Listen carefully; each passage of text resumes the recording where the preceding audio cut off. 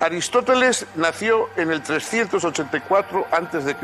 en Estagira, en lo que entonces era Macedonia. Fue discípulo de Platón y preceptor de Alejandro Magno. Entendió al hombre como un animal racional y político y creyó firmemente que solo lo individual, lo particular, es real.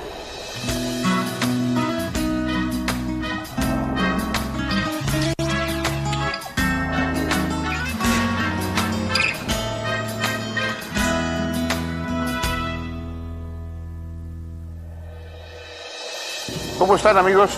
Bienvenidos. Hoy vamos a hablar de la única figura de talla semejante a la de Platón que hay en la historia de la filosofía, Aristóteles. Aristóteles fue discípulo de Platón, del mismo modo que Platón lo había sido a su vez de Sócrates, pero se alejó en parte muy sustancial de la doctrina de su maestro.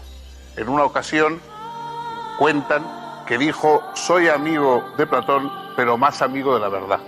Y por eso tenía que romper, que separarse de la obra de su maestro. Alguien ha comentado que todos los hombres somos o platónicos o aristotélicos.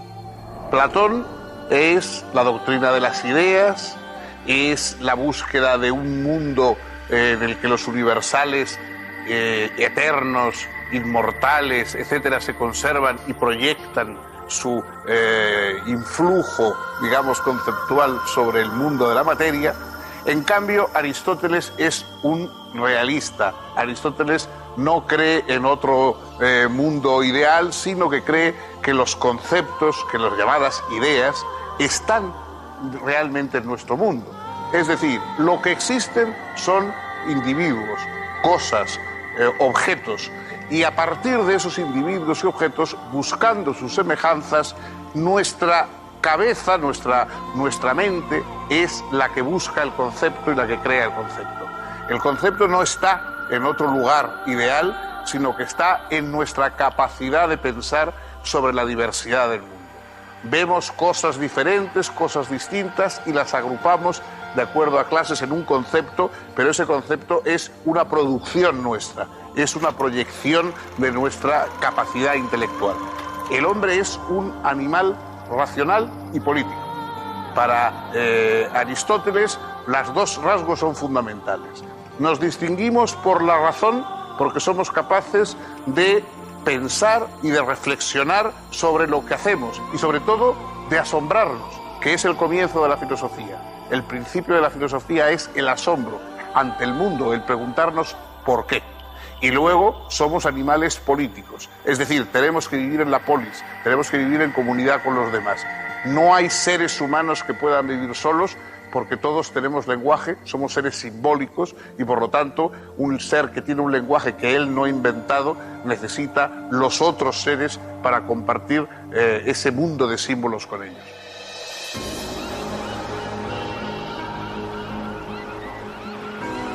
Aristóteles nació en Estagira en el año 384 a.C. y murió en Calcis en el año 322 a.C.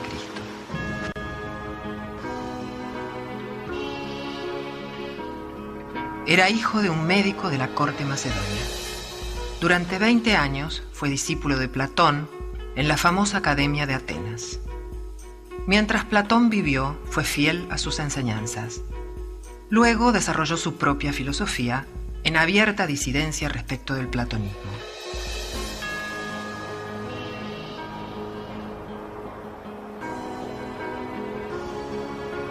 En el año 343 a.C., Filipo de Macedonia llamó a Aristóteles a su corte para que fuese el preceptor de su hijo Alejandro. Cuando Alejandro ascendió al trono macedonio, Aristóteles volvió a Atenas y fundó una escuela alquilando un terreno junto al santuario dedicado a Apolo Liceo. De ahí tomó su nombre la escuela aristotélica, el Liceo. Allí Aristóteles se dedicó a investigar y a enseñar lógica, física, biología, ética, política y otras disciplinas. Además fundó, con la ayuda económica de Alejandro, una gran biblioteca y un curioso zoológico. En el terreno arrendado había un jardín con senderos. A Aristóteles le gustaba pasear por este lugar mientras daba sus clases de la mañana, dedicadas a los discípulos más avanzados. Como en griego paseo o lugar de paseo se dice peripatos, los asistentes a esas clases fueron llamados peripatéticos. Los apuntes correspondientes a las clases que impartía Aristóteles por la mañana son lo que se ha llamado escritos esotéricos y son los que conservamos. De los otros, llamados exotéricos, solo nos han llegado algunos pocos fragmentos.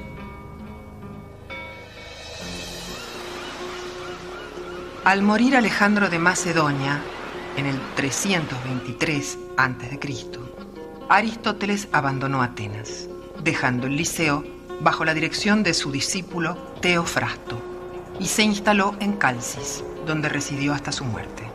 Solo una parte de la obra aristotélica ha llegado hasta nosotros.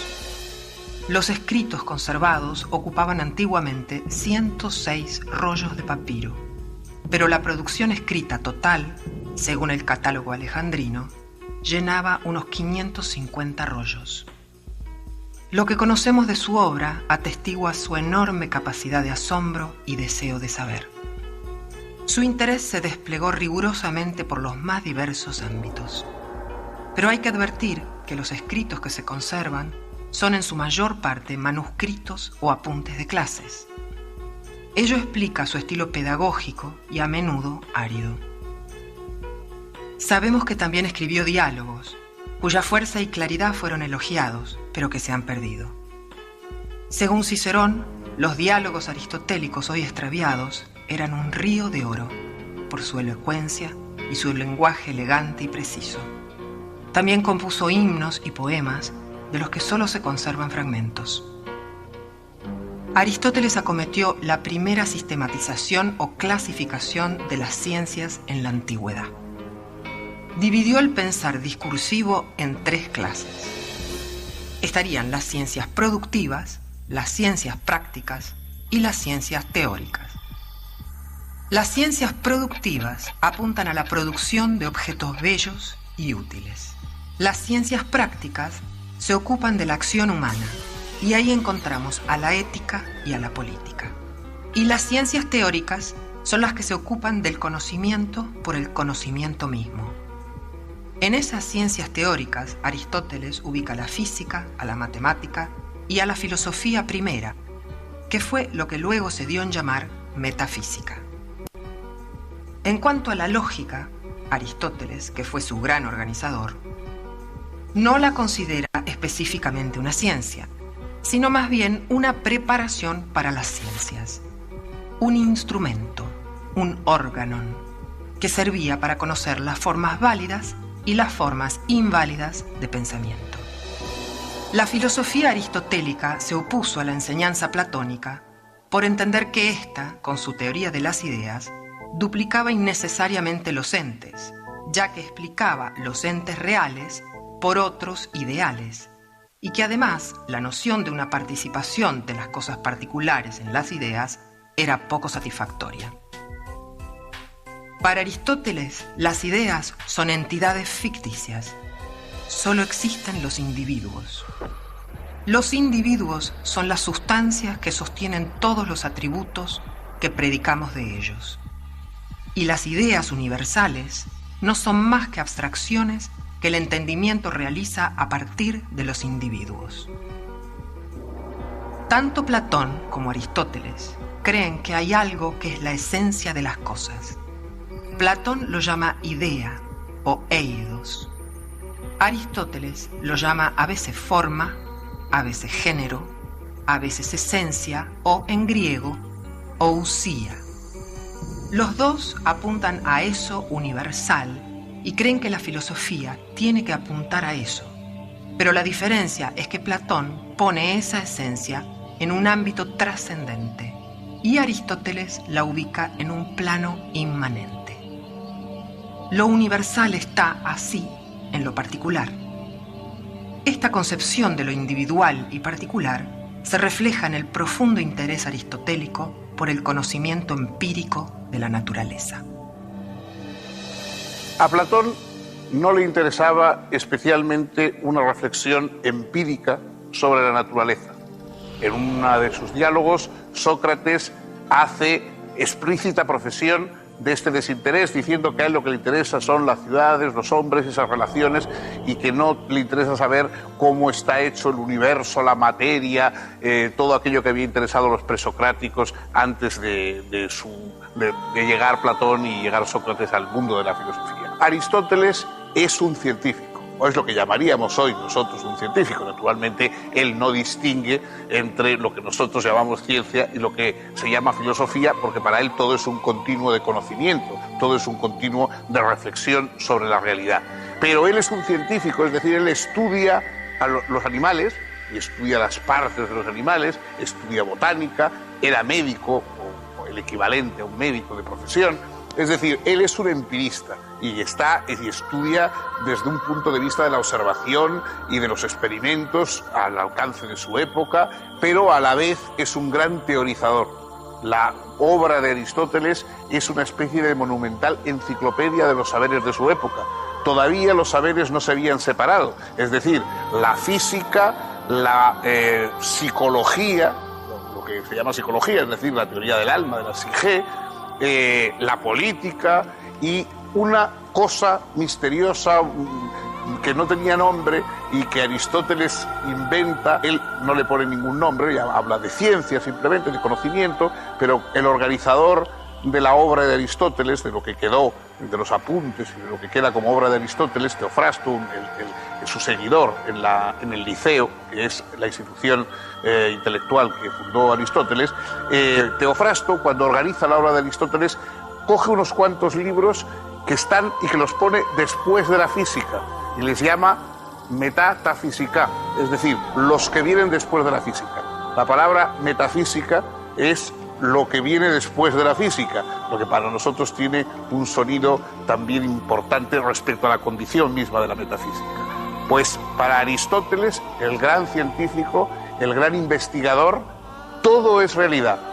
Lo físico, lo psicológico, lo político y lo metafísico. Él intentó abarcar todos esos mundos porque todos están conectados con la misma inquietud humana de asombrarse ante lo real, de buscar una explicación, de definir, de precisar, de convertir en concepto al mundo para habitarlo mejor.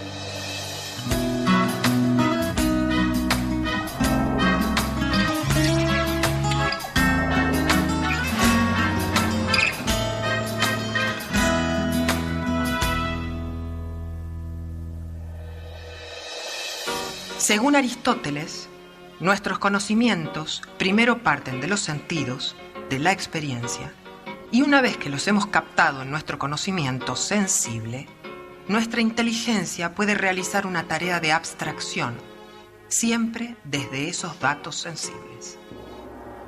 Puesto que el pensamiento de Aristóteles partía de la observación, su primer problema fue el del cambio. El pensamiento anterior había opuesto el cambio al ser. En cambio, Aristóteles acuñó la noción del ser en potencia, que no es un no ser y tampoco un ser pleno, lo que en la terminología aristotélica se denomina ser en acto. Esta noción le permitió explicar el cambio como un paso del ser en potencia al ser en acto. La semilla se transforma y da lugar al árbol, porque la semilla es ya el árbol, pero solo en potencia y con el tiempo. Si las circunstancias le son propicias, va actualizándose. Para explicar el cambio al que todas las cosas del mundo están sometidas, hay que pensar que en cada caso hay algo que cambia. Aristóteles llamó ousia a ese algo. La palabra griega ousia designaba el verdadero valor de una propiedad puesta como garantía en una transacción comercial. La ousia de un terreno era lo que ese terreno auténticamente valía, lo que objetivamente representaba, su realidad. La palabra fue traducida luego por los romanos como substantia, es decir, lo que está por debajo, lo que sostiene. Lo sostenido por la sustancia, explica Aristóteles en su Metafísica, son los accidentes. Una silla puede ser más vieja o más nueva, más clara o más oscura, pero seguirá siendo lo que es. Además de la metafísica, Aristóteles aporta una ciencia, digamos, una área de conocimiento nueva, que es la ética. Ética es a la vez el ethos, el carácter y también la costumbre. La palabra ética juega con ese equivalente en que en la lengua griega solamente una letra distingue a carácter y costumbre. Aristóteles se pregunta cuál es la finalidad que debe buscar el ser humano en el mundo. Todo lo que hacemos es instrumental, sirve para conseguir tal y cual fin. Pero después de todos esos fines, ¿qué hay? Más allá de los fines parciales de nuestra vida, ¿qué es lo que podemos aspirar a encontrar? Aristóteles dice la felicidad. La felicidad es lo que los seres humanos buscamos. Y la ética no es ni mucho menos, como luego ha llegado a ser a partir de visiones más penitenciales, una búsqueda del deber, de la obligación, del sacrificio, etc. No. Para Aristóteles la ética es una reflexión sobre la acción humana en busca de la libertad. Y para ello lo que dice Aristóteles es que tenemos que intentar desarrollar las virtudes, es decir, los hábitos que nos dan fuerza, que nos ayudan a vivir mejor, porque no olvidemos que la palabra virtud, la palabra latina naturalmente virtud, viene de vir, de la fuerza viril, la fuerza, la excelencia, incluso la fuerza del guerrero. De modo que la virtud es lo que nos da fuerza frente a la debilidad, que es el vicio. La virtud es lo que aumenta nuestra fuerza y por lo tanto nuestra capacidad de alcanzarnos a la felicidad. ¿Dónde situar las virtudes? Evidentemente hay que situarlas, piensa Aristóteles, en el mundo de la acción humana. En la acción humana tan malo es ir demasiado lejos como no hacer lo suficiente. Tan malo es ser tan valiente que nos convertimos en temerarios y morimos en la primera de las empresas que acometemos, como ser cobarde y pusilánime y no atreverse a hacer lo que debe ser hecho. Por lo tanto, Aristóteles cree que las virtudes están en una especie de justo término medio entre el exceso y el defecto en un campo o un área determinada de acción. ¿Cómo podemos aprender cuál es ese término medio? Para Aristóteles no se basa exclusivamente en una definición de tipo teórico. Tenemos que verlo en la práctica, puesto que la ética tiene que relacionarse con la práctica, tenemos que buscar el modelo de nuestras acciones en la práctica. Hay que fijarse en los spudaioi, en los excelentes, en los magníficos. Es decir, cuando yo me pregunto qué es verdaderamente el coraje, debo pensar, ¿a quién quisiera yo tener a mi lado si estuviera en un momento de peligro? Esa persona en la que pienso es la que me puede indicar qué es el coraje, porque esa persona será un valiente. Si yo pienso qué es la generosidad, pues digo, ¿a quién recurriría yo si estuviera en un apuro, si necesitara a alguien que me apoyase, que me acompañara, que me prestara dinero o lo que fuese? Esa persona en la que pienso es el generoso. Él es el que puede enseñarme en qué consiste la generosidad. Es decir, la reflexión sobre la acción y la virtud no es meramente teórica, sino que busca modelos en la vida práctica. No se trata de ver en qué consiste la virtud, al estilo socrático platónico, de preguntar qué es la virtud en sí, sino más bien encontrar la manera de hacernos virtuosos. Y para ello, además del buen ejemplo, es muy importante el hábito, la práctica, porque la formación del carácter, el ethos, se realiza a partir del hábito. La ética aristotélica es una ciencia de la prudencia y de la convivencia que muestra el carácter eminentemente práctico del filósofo. Para Aristóteles, la política es el prototipo de toda capacidad humana, ya que su objetivo es la vida feliz y digna de los ciudadanos. La finalidad del Estado es la promoción de la virtud y la felicidad de los ciudadanos. En este sentido, la política es la continuación y culminación de la ética. La política es la ciencia del bien más deseable y de los medios para obtenerlo. Ese bien más deseable es la vida noble y feliz. Los sofistas predicaban que los principios de la vida social son meramente convencionales y contrarios a la naturaleza.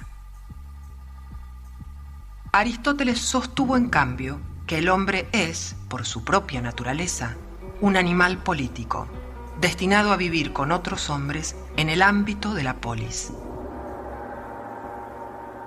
Los sofistas afirmaban también que el Estado surge artificialmente de un contrato que restringe la libertad de cada uno en defensa de sus intereses mutuos. Él mostró que nadie es libre ni plenamente humano fuera de la comunidad política, y que ella no se organiza solo en torno de necesidades comunes, sino también por objetivos compartidos entre sus integrantes.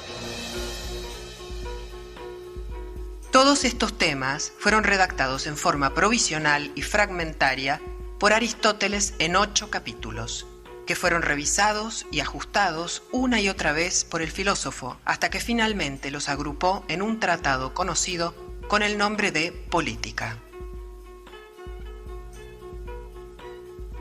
Este carácter práctico también se refleja en su física, que explica el movimiento mediante su teoría de las 4 causas y sus nociones de acto y potencia. Según Aristóteles, la realidad es un organismo profundamente dinámico. Todo lo que hay está en movimiento y debe ser comprendido desde su causa eficiente, que es el origen, desde su causa material, que es aquello de qué está hecho, desde su causa formal, que es su configuración y distinción, y desde su causa final, que es el fin hacia el que tiende. Todo proceso natural es, pues, comprensible para el hombre que tenga la suficiente paciencia de preguntarse ordenadamente por su causa. A la vez, todo tiene, como dijimos antes, potencialidades que van actualizándose, tal como la semilla, que es ya árbol potencialmente, pero que debe ir haciéndose paulatinamente árbol en acto. Y así el universo se presenta como un espectáculo en el que optimistamente todo va siendo lo que debe ser. Además, debe haber algo que sea un primer motor no movido. Eso sería, para Aristóteles, Dios. Dios como acto puro, primer motor que mueve sin distancia a todo lo demás. Plenitud sin carencia alguna. Aristóteles lo definía como vida feliz y perfecta, goce infinito, pensar que se piensa a sí mismo. El hombre puede tener solo un atisbo de esa plenitud gozosa en la medida en que participa de la inteligencia contemplativa. Como ocurre en el caso de Platón, es imposible exagerar la influencia que Aristóteles ha tenido en los siglos posteriores. Literalmente podemos decir que intelectualmente vivimos de él, porque además aportó una serie de instrumentos mentales que seguimos utilizando. Cuando hablamos de sustancia, cuando hablamos de accidente, de potencia, de acto, cuando hablamos del mecanismo lógico, que repasamos los silogismos, las conclusiones que se sacan de unas premisas, etc., todo eso nos lo ha brindado Aristóteles. Una extraordinaria caja de herramientas mentales que seguimos utilizando, que primero se dieron en su discurso en griego, después se tradujeron al latín, después a cada una de nuestras lenguas, y hoy ya manejamos esos términos como si fueran algo dado, como si fueran términos comunes, cuando todos ellos aparecen en la obra de Aristóteles, porque además Aristóteles tenía el genio de la definición. Era capaz de brindar definiciones precisas y montar y desmontar, digamos, las piezas del gran rompecabezas mental, pasando del análisis, es decir, de la separación de las piezas, a la síntesis, la reconstrucción de los diversos elementos de un razonamiento, de un planteamiento discursivo, etc. Por supuesto, todavía todo eso sigue vigente. Inevitablemente han cambiado muchas cosas. No, la lógica ya no es meramente la lógica aristotélica como lo fue durante siglos y siglos, sino que hoy ya tenemos otro tipo de lógicas más formales, basadas en principios diferentes, pero la base lógica y todavía lo que entendemos normalmente por razonamiento lógico, la mayoría de los profanos, es y deriva de lo que planteó Aristóteles. La ciencia ha avanzado enormemente y ya no responde ni la astronomía ni la física a lo que planteó Aristóteles, pero el vocabulario, los temas, las intuiciones aristotélicas, yo creo que todavía siguen vigentes. Hay una prueba de hasta qué punto él podía ser un científico minucioso y exacto. En uno de sus muchos libros, evidentemente hay errores en la obra de Aristóteles como en la de cualquiera, pero en uno de sus libros él dice que existen unos peces que hacen nidos, ¿no? Bueno, durante mucho tiempo eso se consideró que era pues uno de los errores que incluso un genio como Aristóteles podía cometer. Y recientemente, a comienzos del siglo XX, en unas pequeñas islas jonias, allí en el mar de la Jonia, se encontró un tipo de pez que hasta entonces era desconocido y que efectivamente hacía en las rocas unos nidos semejantes a los que describía Aristóteles. De modo que hasta ese punto, todavía a lo largo del tiempo, Aristóteles puede dar una sorpresa. En el campo conceptual, ese magisterio continúa hasta hoy intacto. Bueno, hasta aquí hemos llegado hoy. Hemos repasado esta obra fundamental de la filosofía. El próximo día continuaremos un paso más, un filósofo más, por esta discusión reflexiva sobre el pensamiento occidental.